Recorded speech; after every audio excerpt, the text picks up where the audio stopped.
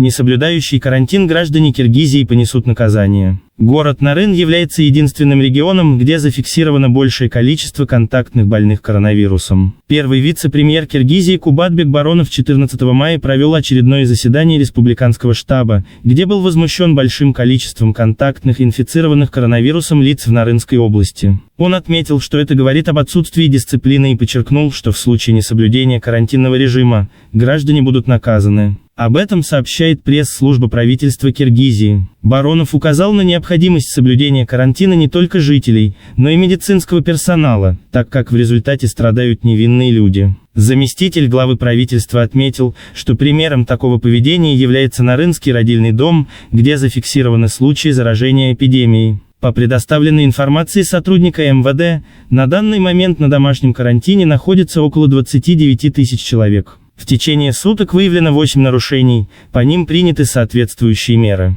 Представителю правительства в Нарыне Эмелбеку Алымкулову Баронов поручил внести предложения по должностным лицам, которые не исполняют свои прямые обязанности в полной мере.